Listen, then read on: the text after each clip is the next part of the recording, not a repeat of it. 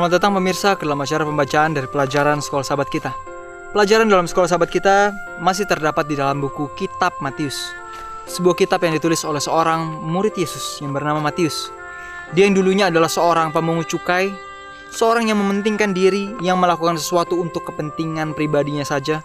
Tapi di saat dia bertemu dengan Kristus, mendengar pekabarannya, melihat kehidupan Kristus yang tidak mementingkan diri, dia pun lakukan hal yang sama. Hari ini kita telah masuk di dalam sebuah pembacaan yang berjudul Satu Karya Yang Indah. Kita masih mempelajari, hari ini kita akan mempelajari mengenai hari-hari terakhir Yesus.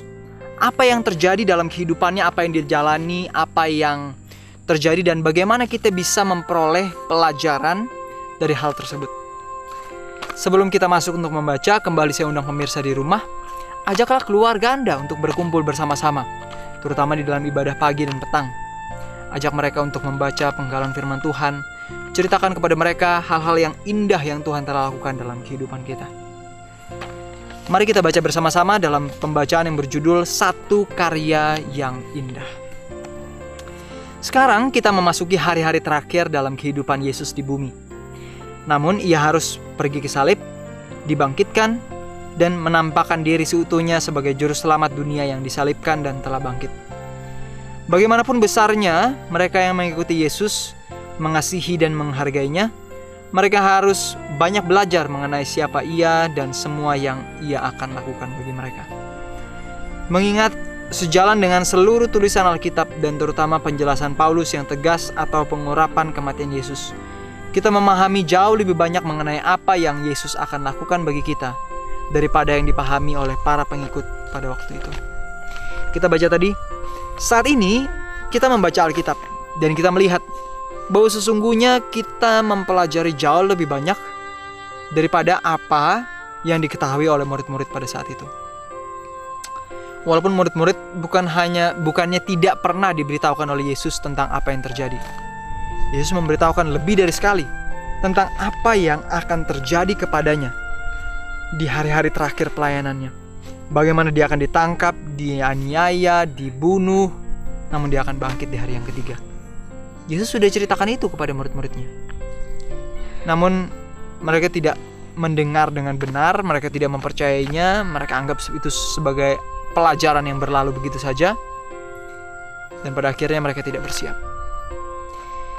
Sahabatku, di hari-hari terakhir dalam pelayanan Yesus, hari ini kita diajak untuk melihat bagaimana sesungguhnya kita yang memiliki tulisan-tulisan Alkitab, seharusnya kita lebih paham tentang apa yang Yesus lakukan kepada murid-muridnya dan kepada umat manusia. Harusnya kita lebih tahu dari mereka. Harusnya kita lebih paham. Namun kita melihat di sini, kita akan melihat sebuah latar belakang dari sebuah kisah yang dituliskan dalam Matius 26. Ada seorang wanita yang memberikan pemberian yang mahal kepada Yesus. Pada saat itu orang-orang banyak berkumpul di sebuah rumah, mereka makan, ada seorang yang menjamu Yesus. Lalu ada seorang wanita yang datang membawa parfum yang mahal harganya. Lalu memecahkan parfum itu dan menyeka kaki Yesus, mengurapi Yesus. Sahabatku, kita tahu apa yang terjadi dalam kisah ini. Murid-murid Yesus, mereka marah. Ada yang katakan, itu parfum harganya mahal, kalau dijual, dibagi-bagikan kepada orang miskin, banyak banget yang bisa dibagikan. Namun sesungguhnya Yesus dapat membaca hati dari orang yang mengatakan, muridnya yang mengatakan hal itu. Dia tahu hati dari orang ini bukannya mau memberi, tapi karena dia punya maksud terselubung supaya sebagian uangnya bisa diambil juga. Namun satu hal yang bisa kita lihat di sini adalah di saat Kristus sebelum dia mati, dia diurapi melalui peristiwa tersebut. Perhatikan bagaimana Matius menempatkan kisah kaki Yesus yang diurapi, yang kemudian terjadi sebelum masuknya dia ke Yerusalem dengan penuh kemenangan, di tengah-tengah rencana yang sedang berkembang untuk membunuhnya.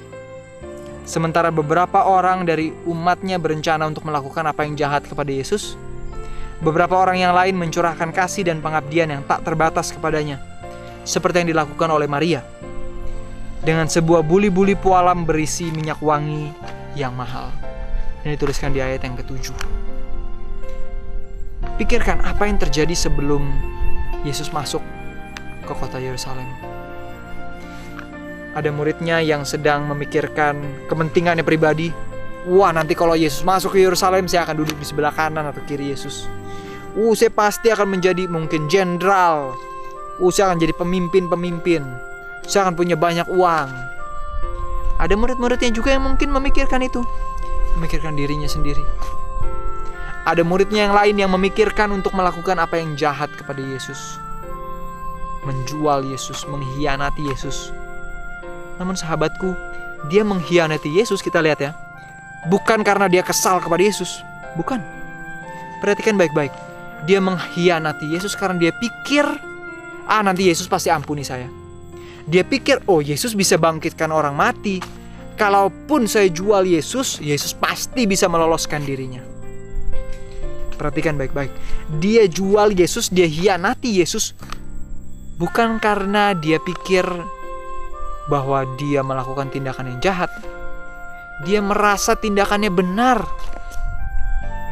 Hati-hati dengan apa yang kita lakukan. Sahabatku, dia jual Yesus karena dia pikir Yesus pasti bisa meloloskan diri. Dia pikir dia pasti akan diampuni. Ya, seperti Petrus, dia sebenarnya bisa diampuni kalau dia mau berbalik menyerahkan hidupnya. Tapi kita tahu apa yang terjadi. Dia justru membunuh dirinya, Yudas. Dan kelompok yang ketiga, seperti Maria. Dia bukan dikelompokkan sebagai 12 murid Yesus. Dia hanya mengikuti Yesus. Ya, kadang-kadang dia ikut pergi melayani Yesus. Kadang-kadang dia kembali ke rumahnya. Tapi wanita ini, dia yang menyadari keberdosaannya. Dia merasakan bagaimana Tuhan telah mengampuni dia. Dia rela berikan segala sesuatu yang dia miliki, beri minyak yang terbaik untuk mengurapi Yesus. Dan kita baca di sini, Yesus mengatakan bahwa tindakan yang dia lakukan adalah sebuah perbuatan yang baik. Dari ketiga kelompok murid Yesus tersebut, di mana kita? Apakah kita seperti sebagian murid yang lain yang memikirkan kepentingan pribadi? Yang memikirkan, Tuhan, kalau saya jebol proyek ini, saya akan jadi jabatan yang lebih tinggi. Saya akan dapat uang yang lebih banyak lagi. Memikirkan diri sendiri. Tuhan, saya mau dapatkan pekerjaan itu, saya mau dapatkan itu, saya mau lakukan ini dan itu. Seperti murid Yesus yang berpikir, gak lama lagi Yesus akan masuk ke kota Yerusalem. Kita akan mengalahkan, mengusir tentara Roma, dan saya akan dapat jabatan yang tinggi. Apakah hal itu yang sedang kita pikirkan? Atau seperti murid-murid Yesus yang kedua? Seperti Yudas.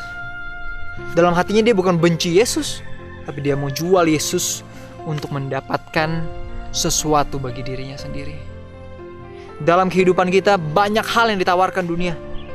Namun apa yang ditawarkan dunia, apa yang ditawarkan setan melalui dunia, ada bayarannya. Setan tidak pernah menawarkan sesuatu dengan cuma-cuma. Ada konsekuensinya, ada yang harus kita lakukan. Ada yang harus kita berikan supaya dunia berikan kepada kita. Di saat seseorang menghabiskan waktunya bekerja terus, dia menghabiskan waktunya lah yang dia tukar. Waktu dia bersama dengan keluarga, anak-anak, waktunya membaca firman Tuhan, lebih dekat bersama dengan Tuhan, harus dia tukar untuk uang, untuk jabatan, untuk sesuatu yang hendak dia miliki. Ada yang menukar itu untuk hiburan, untuk kesenangan pribadinya, dia tukarkan itu. Di mana kita? Mari kita lanjutkan. Dengan tindakan yang dilakukan Maria, dia rela memberikan segala sesuatu yang dia miliki untuk Yesus. Sesuatu yang kelihatannya mewah. Wanita ini sesungguhnya sedang menunjukkan kedalaman emosi dari hatinya kepada Yesus.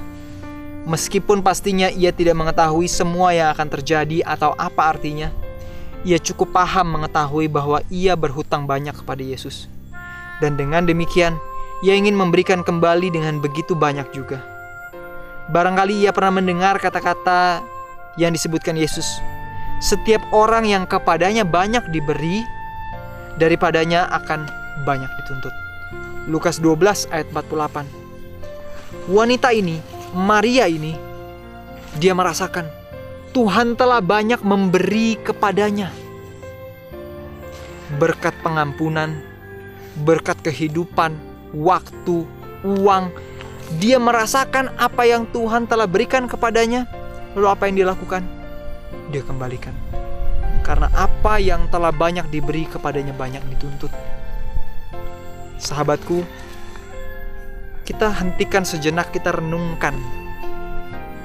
Apakah Tuhan juga banyak memberikan banyak hal dalam hidup kita? Pikirkan berbagai hal yang Tuhan berikan dalam kehidupan kita. Kepada kita dituntut.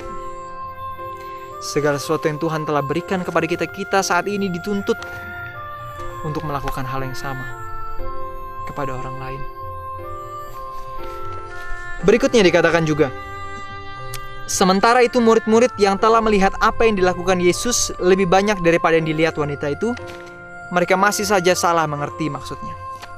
Bayangkan, para murid-murid Yesus berjalan bersama dengan Yesus selalu, tapi mereka salah mengartikan apa yang dimaksudkan.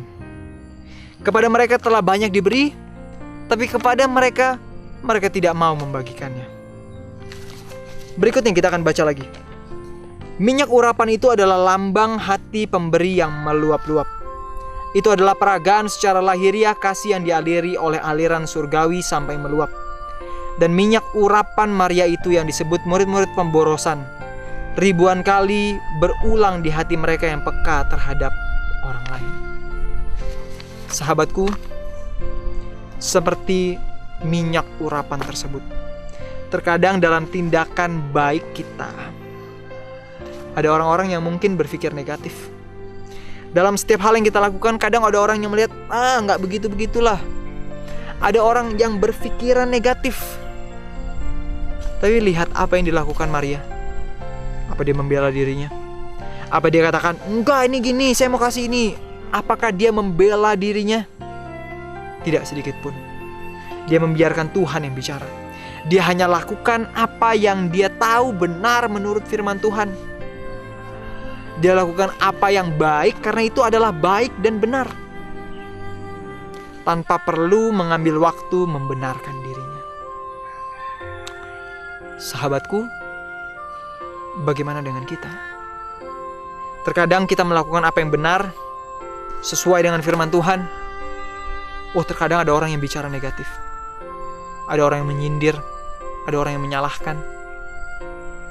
Apa yang harusnya kita lakukan? Lakukan seperti Maria. Tetap lakukan apa yang benar. Dia tidak berhenti di saat orang-orang murid-murid Yesus sendiri mengkritik dia. Dia tidak berhenti lalu pulang, lalu menangis. Enggak, dia tetap lakukan yang benar.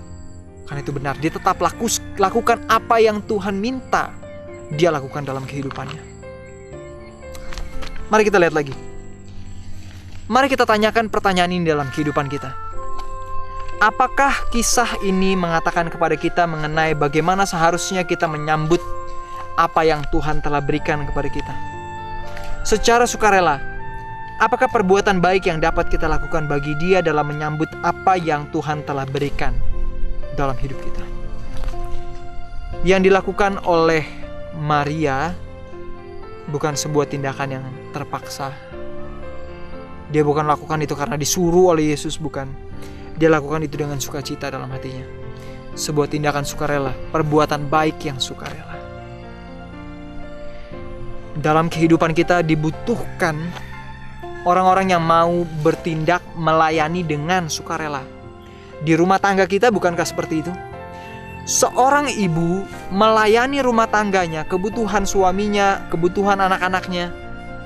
Apakah dia dibayar? Enggak. Dia lakukan itu dengan sukarela. Begitu juga dengan sang ayah. Begitu juga yang harusnya kita ajarkan kepada anak-anak kita untuk lakukan. melayani, melakukan pekerjaan rumah tangga dengan sukarela. Karena melalui pekerjaan yang kita lakukan di rumah tangga kita dengan sukarela, pikirkan apa yang terjadi di masyarakat di saat anak-anak kita tumbuh dewasa. Mereka lihat ada tindakan yang baik yang harusnya mereka lakukan, tapi mereka pikir, nggak ada upahnya, nggak ada yang bisa saya dapat. Akhirnya tidak dilakukan.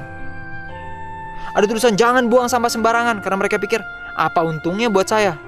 Saya nggak tinggal di sini, mereka buang sampah sembarangan. Tapi karena sudah dididik dari rumah tangga melakukan apa yang benar dengan sukarela, melihat segala sesuatu yang tidak baik, yang kotor, lalu dibersihkan dengan sukarela, dimanapun kita berada, itu akan melatih karakter kita untuk melayani Tuhan dengan sukarela. Sebuah kutipan dalam buku pendidikan, di sana dikatakan, tujuan dari pendidikan, tujuan terbesar dari pendidikan adalah mempersiapkan anak-anak kita dalam melayani Tuhan di atas dunia ini dengan sukarela. Karena itu akan menolong kita nantinya akan melayani Tuhan di surga. Sahabatku, dalam kehidupan kita, hari ini mari kita pikirkan apa perbuatan baik yang bisa kita lakukan dengan sukarela. Bagaimana hidup kita bisa menjadi berkat bagi orang lain, terutama di rumah tangga kita terlebih dahulu, agar itu dapat membawa sukacita kepada orang lain. Pikirkan apa perbuatan yang bisa kita lakukan untuk menolong dan membahagiakan orang lain, untuk memuliakan nama Tuhan. Ini yang dilakukan oleh Maria, dan dia tidak lakukan itu dengan menggembar-gemborkan. Di saat dia menyeka kaki Yesus, dia tidak post dulu di Facebook, tunjukin nih, setelah saya memberikan minyak yang terbaik, yang mahal harganya buat Yesus. Dia tidak lakukan itu. Karena kalau dia lakukan itu, di saat orang menyindir dia akan gembar-gemborkan apa yang dia lakukan. Dia akan kasih tahu apa yang telah dia berikan bagi Yesus, tapi dia tidak lakukan itu. Pelajaran berikutnya yang bisa kita lihat adalah, di saat kita melakukan apa yang baik dan benar sesuai dengan firman Tuhan, jangan juga untuk pamer. Jangan sampai apa yang tangan kanan kita lakukan diketahui oleh orang lain. Sahabatku, kalaupun diketahui orang, biarlah itu untuk memuliakan nama Tuhan dan bukan nama kita yang dipuji. Sampai di sini pembacaan dalam pelajaran sekolah sahabat kita. Ceritakan kepada keluarga Anda pelajaran pribadi apa yang Anda dapat dan bagaimana kita bisa praktekkan pelajaran ini. Sampai bertemu lagi. Tuhan memberkati dan Maranatha.